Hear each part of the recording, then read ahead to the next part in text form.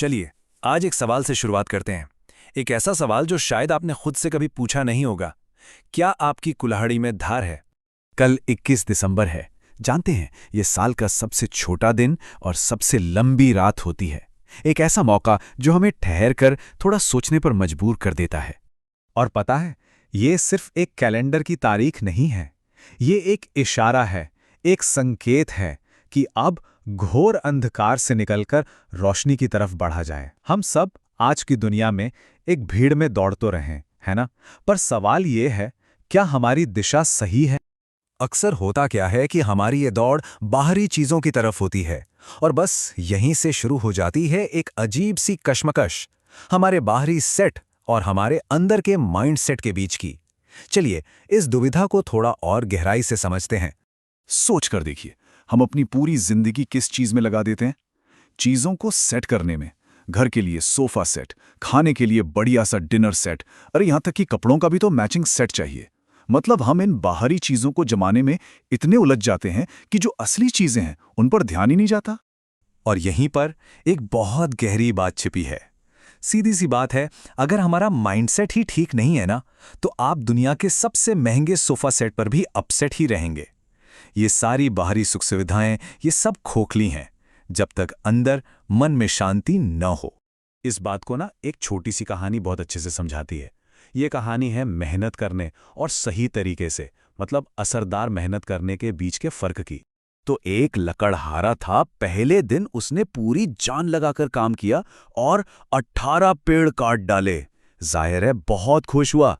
अगले दिन उसने और भी ज्यादा मेहनत की, लेकिन नतीजा सिर्फ 15 पेड़। तीसरे दिन तो उसने अपनी पूरी ताकत झोंक दी, फिर भी सिर्फ 10 पेड़ ही काट पाया। अब वो हैरान भी था और परेशान भी। अब वो परेशान होकर अपने मालिक के पास गया।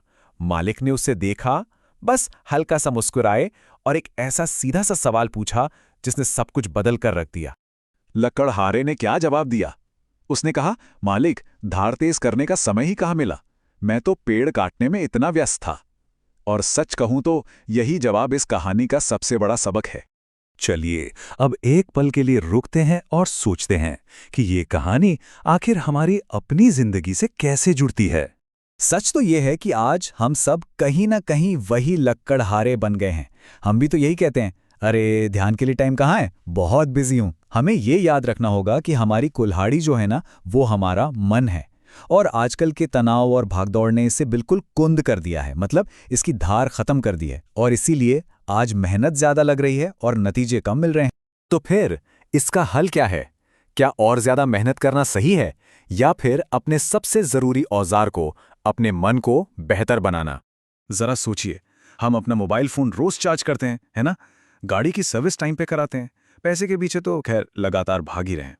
लेकिन जो हमारी सबसे कीमती मशीन है, हमारा मन, उसे हमने क्या किया है? उसे बस मनमानी करने के लिए यूं ही खुला छोड़ दिया है। तो सवाल फिर वही, मन के इस धार को तेज कैसे किया जाए? इसका एक ही जवाब है, ध्यान, मेडिटेशन। यानी कि ध्यान ही वो पत्थर है, वो सान है जिस पर हम अपने मन की कुल्हाड़ी को घिसकर दोबारा धारदार बना सकते हैं। और यकीन मानिए, जब मन की धार तेज होती है ना, तो नतीजे कमाल के होते हैं। हमारी कंसंट्रेशन, हमारी एफिशिएंसी इतनी बढ़ जाती है कि जो काम 4 घंटे लेता था वो 1 घंटे में होने लगता है। तो ये समय की बर्बादी नहीं है, ये तो अपनी जिंदगी का सबसे बेहतरीन इन्वेस्टमेंट है।